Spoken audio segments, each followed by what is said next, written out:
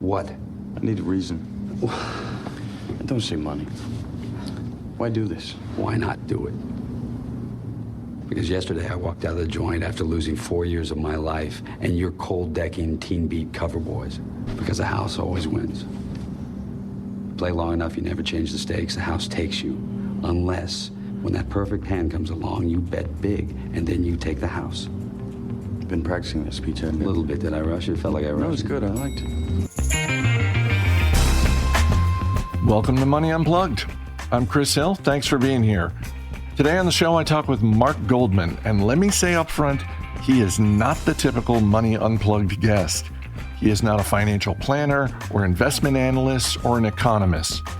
He's a professional announcer and event strategist, and he started a company called Event Voice.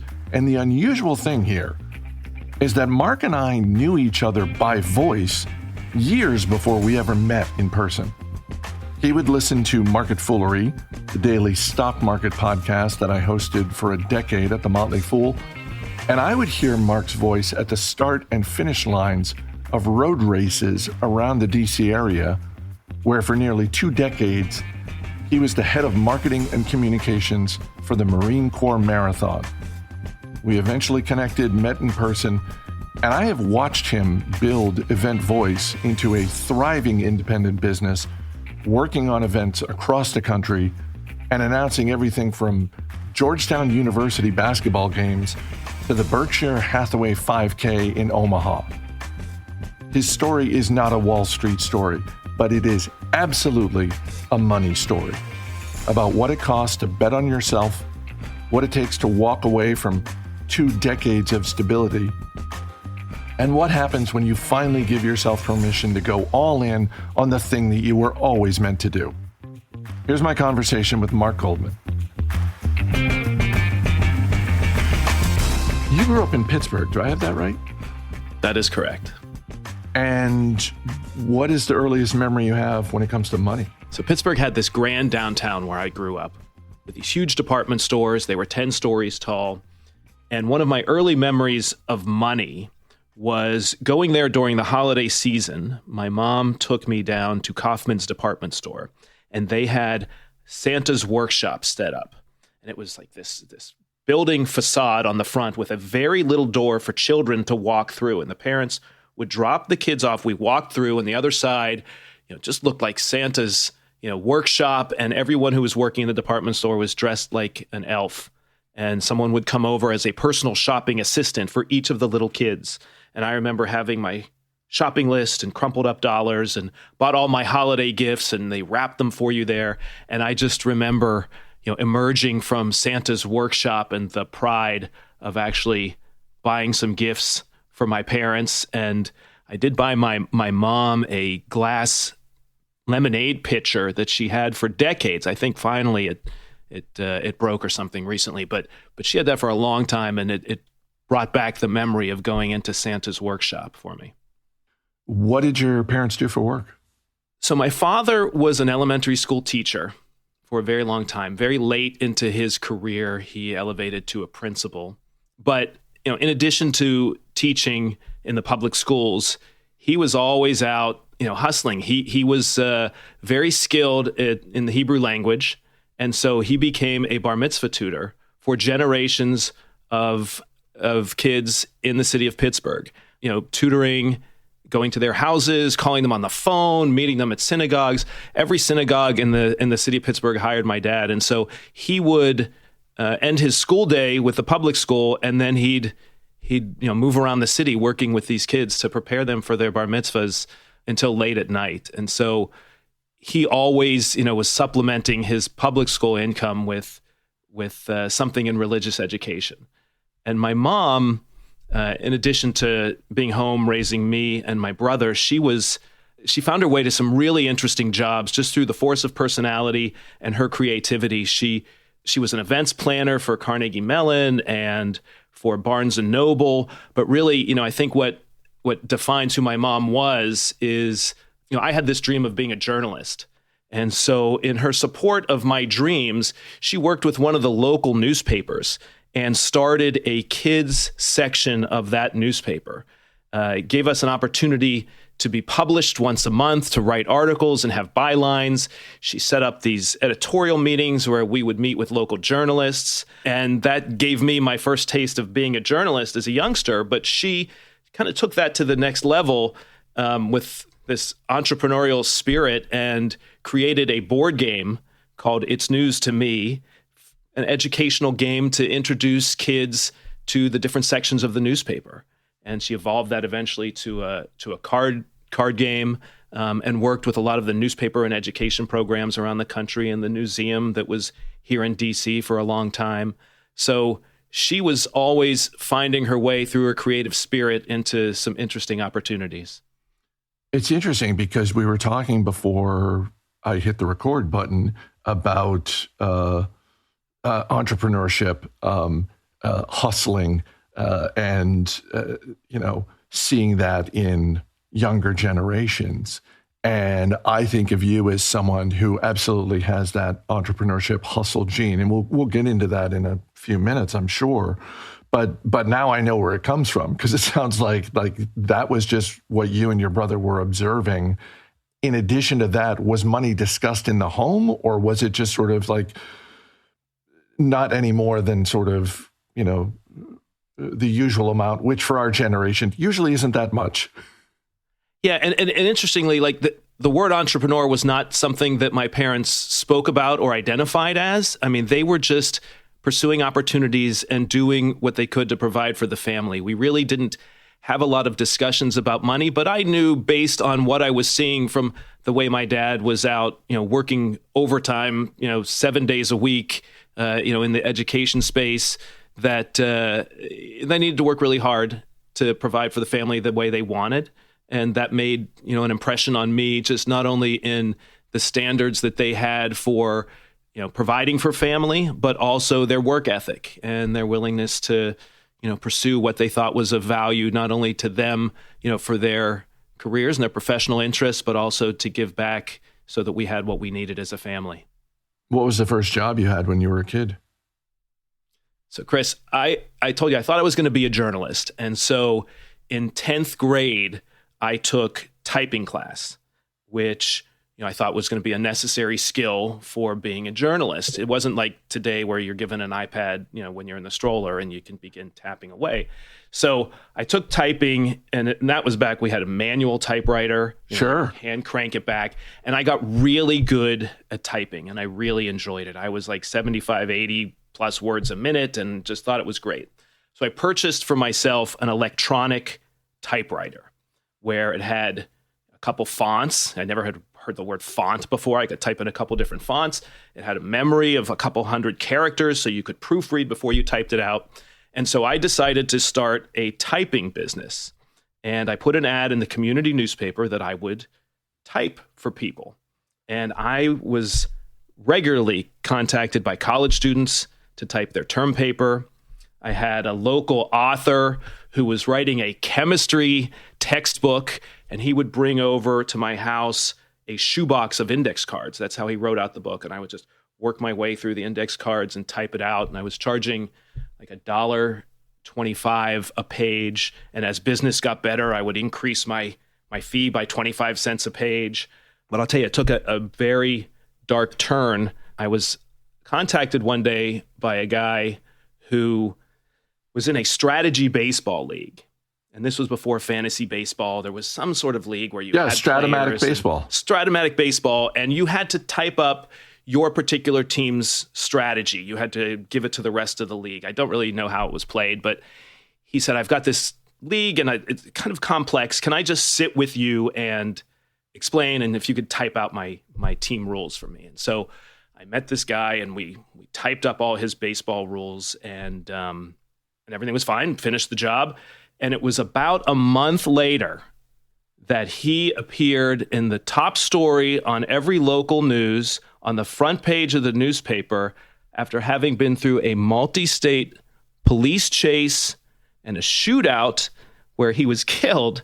And it turned out that he had been a serial killer dating back about 9 years across a few states in that tri-state area. So my mom told me afterwards, I didn't like the looks of that guy. But so you might not think typing is a dangerous position, but I was right there on the front lines with that baseball job that I did. So that staggers you. I can tell. There's a whole sidebar story about the serial killer who loves Stratomatic baseball so much that he's just like, sure, I'm on the run from the cops, but I'm a human. I still have my passions, and I got to get my strategy is one in. of them. Holy cow. So that was my typing highlight right there. Let's move on to college. You went to Penn State to study journalism? That's right. I studied journalism and speech communication. I really was focused, I think, influenced by Richie Cunningham on Happy Days, who Weren't was... we all? Yeah, so I think that's really why I was pursuing that. My first day in the journalism major, the professor walked in and he said, most of you aren't going to be journalists. And I took offense to that, but he was right.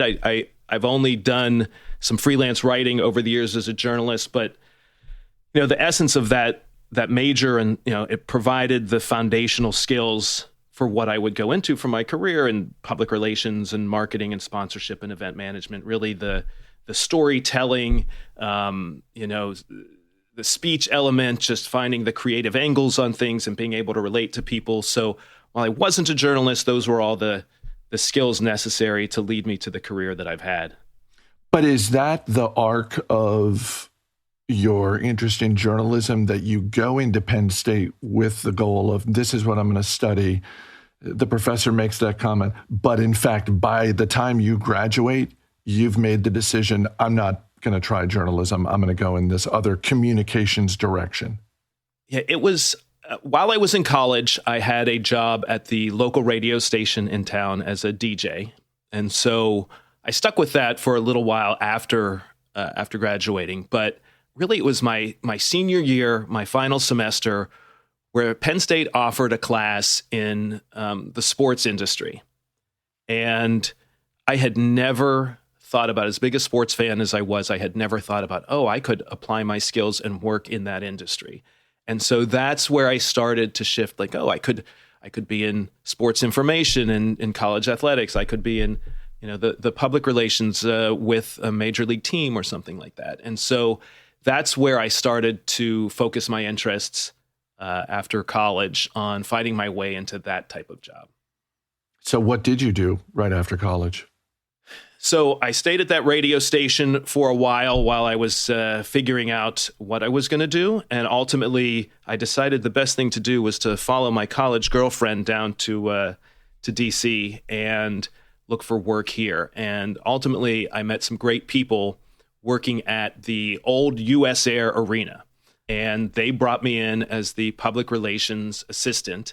And I worked for that company for 5 years. Eventually becoming the public relations director of the arena, working with hundreds of events a year, family shows, concerts, sporting events, just trying to bring awareness and publicity and excitement to the shows that were touring through DC for that time. It was wonderful. We also opened the brand new arena in downtown DC, so I helped being a part of that grand opening. So that kind of helped shift me and get me into the events and sports space where I've resided throughout my career. What brings you to the Marine Corps Marathon?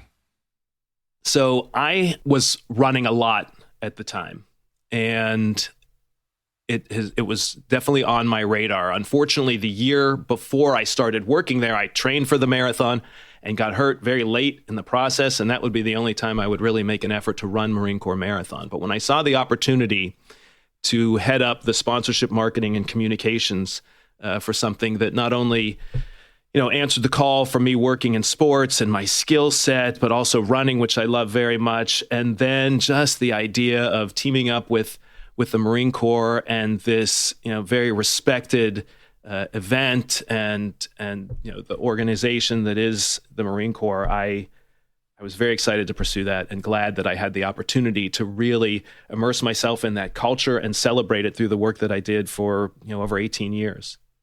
I'm curious about the transition out of that because, I had heard recently there are more, I'm not going to get the stat exactly right, but it was basically there are more solo entrepreneurs sort of one person, LLCs, that type of thing in America now than have ever existed previously.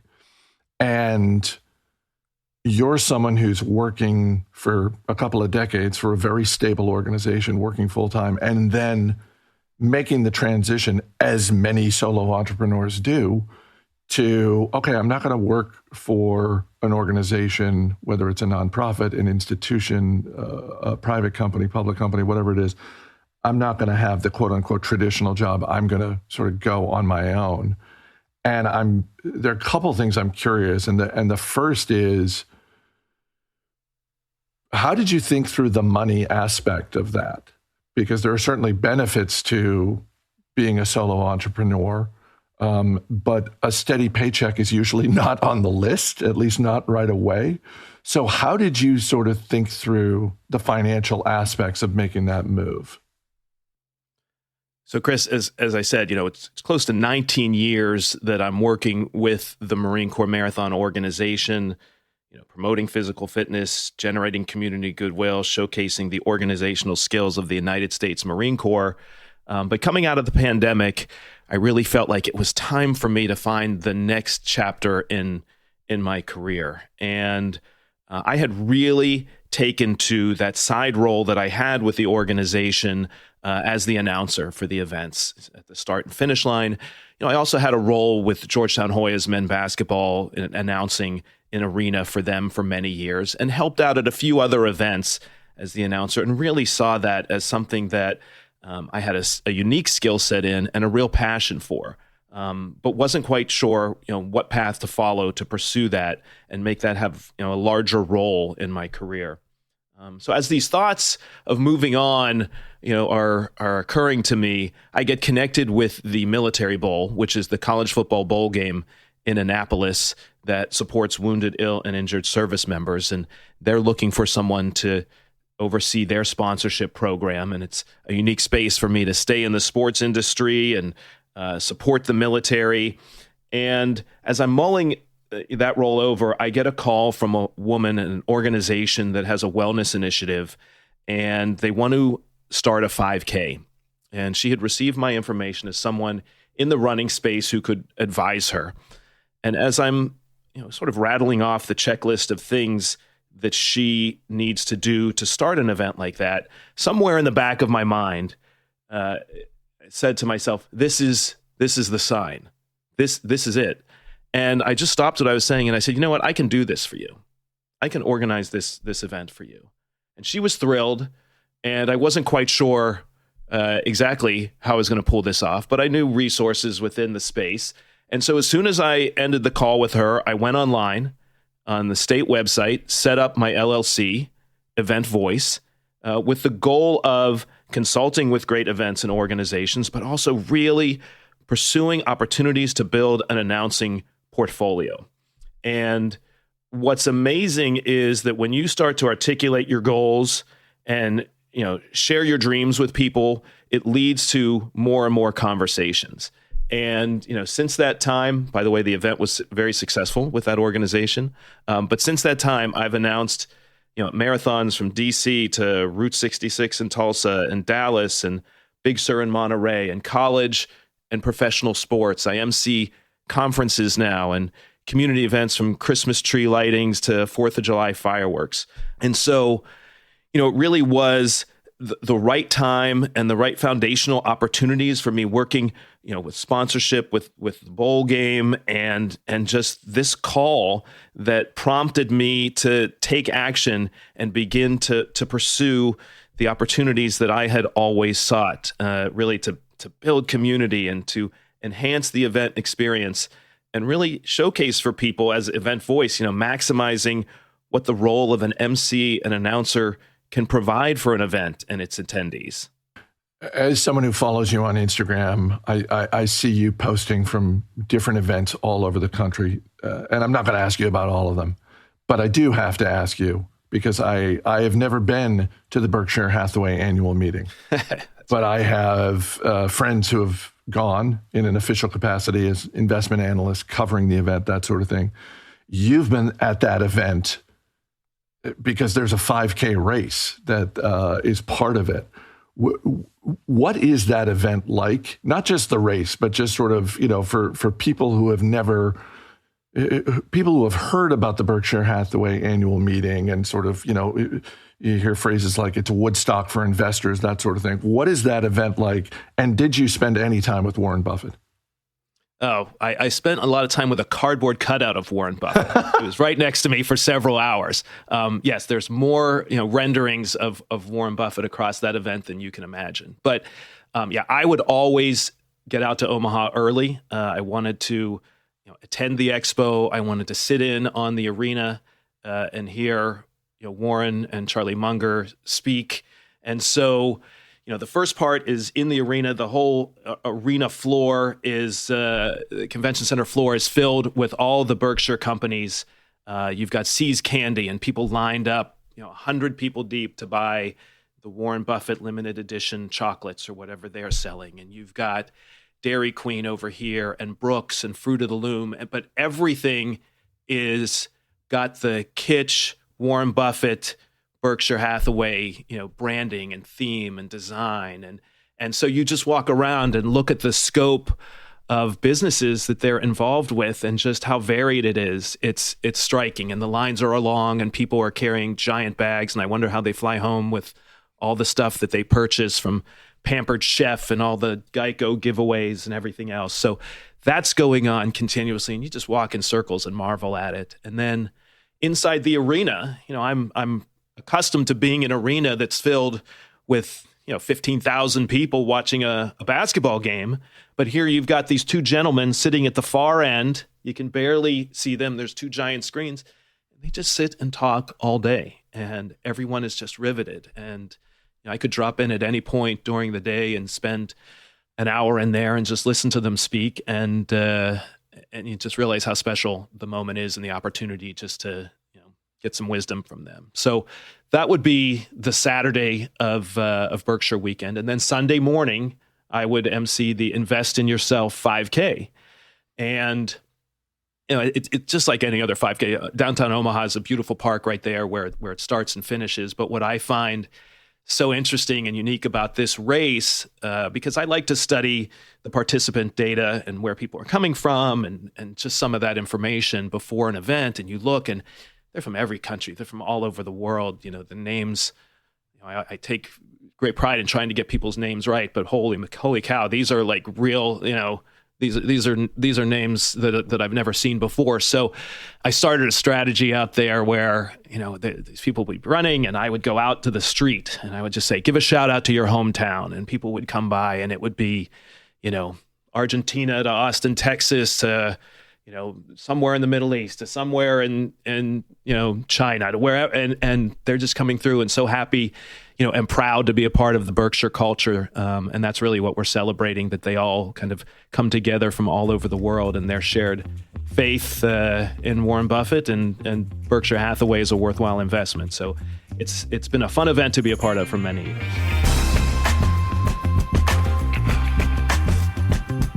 We talk a lot on this show about spending your money well, so here's an easy way to do it. If you're buying workout gear or running shoes, just go to runpacers.com, use the promo code MONEY, and you get 10% off. Just like that. Pacers is an institution here in the DC area, and they have a great selection of the brands that you know and love: Nike, Brooks, Hoka, Asics, New Balance. They've got the gear for whatever you are actually training for. So go to runpacers.com, use the promo code MONEY. The link is in the show notes. Boom, you're done. All right, let's get back to Mark.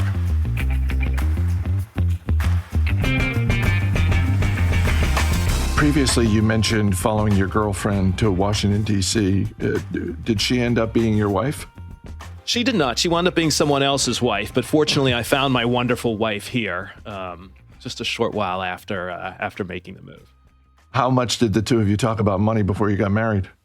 It wasn't a big conversation. Over the years, I've kind of served as the chief financial officer in the family, and she is the chief medical officer. But the first year, we didn't have much time. Like, we met the night we met. She called her mom and said, "I've met my husband." We were looking at rings. We were looking at rings a couple months later, engaged in 6 months, and married, shortly after that. So I knew that she was wonderful. So we moved quickly. There was no need to play around. But in the time between getting engaged and our wedding, her parents had given us some money for the wedding, and we put together the budget and figured out what the shortfall would be. And so we started moving money from checking to savings every month. And we were able to cover the cost of the wedding after that year. But I've kept that money now 28 years of marriage, moving from our checking to saving every 5th of the month. And that has helped us, invest in 529s and cars and other things like that. But we were very much on the same page with money. Like, the first date that we had, I was working at the arena. Sesame Street Live was the show. And I thought, this is a perfect date to bring a first grade teacher to. Absolutely. So we went to Sesame Street Live, and we sat there and we watched the concessionaires walking around with these giant Elmo helium balloons that they were selling for like $20. And these kids are flocking. I mean, and they were just going. They were going. The families were buying them. And half of the time, the kid would take 2 steps away and the balloon would be up in the rafters. And we had a conversation that night on our first date that we're not going to buy those type of things for our kids. That's not, we're not going to spend our money that way. And true to word, we haven't really been a souvenir family. And when we went to Disney, actually, with the family, we went to the Disney outlet at the mall here, bought some stuff ahead of time, and then let the kids have it when we were down there. Nice. But that probably was the biggest tell that we've kind of got a similar philosophy in how we're going to approach money, and just really focus on what we need as a family. Sesame Street Live, that's a hell of a first date. So well done. Got the girl. Let's go to the speed round. What is a thing you have bought that makes you happy? I invest in wellness. So it makes me happy when I meet my personal trainer every week. He keeps me present and keeps me, on schedule. I invest in massage therapy regularly. I have a massage therapist who can look at me and see exactly when I walk into the office where I'm, off, and she can set me right. So those type of things I think are rewarding, and just something that, my wife has preached to me. You've got to invest in yourself. And those are things that, I'm trying to pay so that, I'm 70, 80, 90. I've done the work ahead of time to stay healthy. Have you ever made a purchase in your adult life that you regret, and sometimes you find yourself still thinking about it? I'll tell you, I know exactly what I regret. My wife is very good with customer service. So we've got kind of this layer of protection. She's patient, and she's kind, and she'll outweigh any customer service person. So when we've been in real situations, she's helped bail us out. But recently we had to buy a new stove, and I was consulting ChatGPT to help me narrow it down, and it'll spit out some information, and then it has that little, well, do you want me to look at it this way? And I just kept spiraling, and I was falling for every little question, and I couldn't take it. And so finally I just bought a stove, and it's just not as reliable as the other one. I have this salmon dish that I cook 10 minutes, 500 degrees. It's always perfect. But with this stove, it's not right there. So it's a guessing game, and I'm not happy with it. And it also has this alarm sound that when it hits the temperature, that it sounds like it's taunting me. So I'm not happy with the stove, Chris.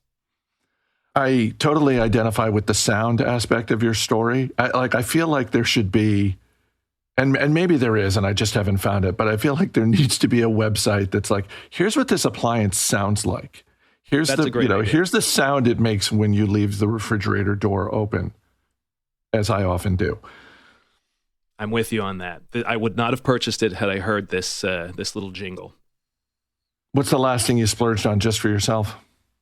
So earlier this year, I decided to get some of what I perceive as my valuable sports cards, my baseball cards, graded. none of my kids really have expressed interest in my baseball card collection. I love my collection. I spent a lot of time with it when I was a kid. I still enjoy looking at it, but haven't really done much with it for years. And so kind of thinking ahead to some sort of exit strategy and getting some of these cards a good home. I sent some of my more valuable cards to get graded. And it's been months. I still have a bunch of them that aren't targeted to be returned to me until sometime this summer.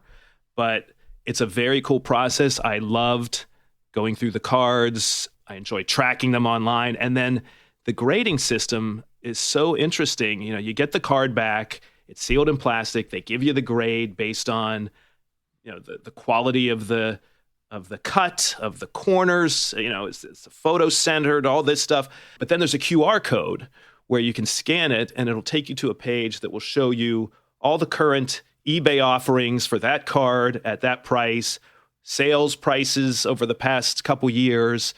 So it's added a whole new level of interacting with your card. And so, you know, spending that money on those cards, because you pay based on the value of the cards. And I only sent in what I thought were my most valuable cards. So this was kind of a big expense, but something that I've gotten a whole new life out of the old cards for. What are a couple of the most valuable cards that you have?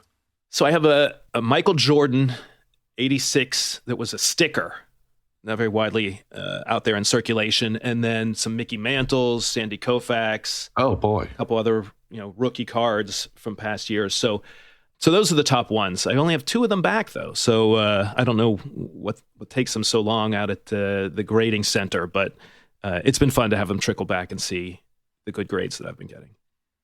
What is one thing about money you wish you knew earlier in life? I just read the book Die with Zero by Bill Perkins. And, I think it offers an interesting perspective. When we talk about money, we always think about, and my philosophy has always been saving and investing for the future and having the money in for retirement. But this really challenges that by kind of balancing out that, your life and the experience you have also have compounding benefits. And there's an inverse relationship between the money you have over time versus your health and your freedom. And so you've got to really invest time like you invest money. And not that I have shortchanged myself. I've had major vacations, and I commit time to my family and all that stuff. But you think, okay, you really don't want to have this money that you don't put to use when you work so hard for it. And so I'm just kind of rethinking things that way, and how, you get this savings in life, and then how you want to use it and how you want to maximize the money so that you get the most enjoyment out of it. What is a charitable cause that you like to support? So we keep things very local, and it's usually organizations within the orbit of our family. But one thing that we do every year in this realm is one night of Hanukkah. We call it Charity Night. And so each of our kids has to investigate and identify a charity that's of interest to them, and they share the details of it. And it's been fun and creative over the years. We've had a charity that trained monkeys to help to assist disabled individuals. Another group that sent bras to victims of domestic violence, and others that helped patients and parents in neonatal intensive care. So these are the interests of my kids, and I think it's very important to share with them, identifying the needs of others, how varied they are, and just the ways that you could be helpful to others, and the grassroots means to do so. And then, with Event Voice, with the business, I am very proud to be a part of many of the events that I announce that are charitable in nature. So, Children's Hospital in DC, and Inova Children's in Virginia, and Scottish Rite in Dallas, and the American Heart Association, and the DC Bar Foundation. Last year, I announced at events that raised more than $3.5 million. And so I'm proud to be a part of that. That adds a new level of satisfaction to supporting these events when I know they're, generating great benefits for the causes. Do you have a favorite movie or TV series that has money as a through line? Well, favorite movie of mine, a must-see whenever I scroll to it somewhere, is Ocean's 11. Money is definitely a motivating factor in that movie, but there's a line in that movie. Brad Pitt says to George Clooney, "Why do this?" And George Clooney responds, "Why not do it?" Right. And so, I view this, he's not motivated entirely by the money there. Like as an events guy, I see Danny Ocean as kind of the event director, and he's got his team of specialists and well-defined roles. And there's a lot of trust there, and there's a lot of joy that they have working together. And it's like, man, this is the perfect event environment to watch them do their thing. And so, while there are definitely rewards to the money in that movie, I think, it also demonstrates that the collaboration and the planning and, the challenge of it all, the chase of the money in that regard, that's rewarding as well and pretty special as part of that movie. Last thing is a penny for your thoughts, and this is just any bit of wisdom you've picked up along the way that you want to share with people who are listening. And it doesn't have to be about money. It can be about anything. So, Chris, you've been at a lot of the races where I've announced, and you know that I love to build the energy up to the start of the race. The music, the beats per minute goes up, and I speak in a way that gets everyone energized, and we blast the air horn, and thousands of runners go across the start line. And I just love taking in that moment. And I don't remember what race it was, and I don't know why it tumbled out of my mouth. But I was looking at these runners, and I just shouted out to them, "Guilty feet have got no rhythm." And I was so tickled by that. I've said that at every race since then. I don't, and so what I've sort of interpreted that as, and what I'll share in this moment with you, not what I don't think George Michael had intended, but what I'm saying to the runners when I say guilty feet have got no rhythm is, get your head in the game, put your heart into it, be present. My dad would always, his gut check was always, did you do your best?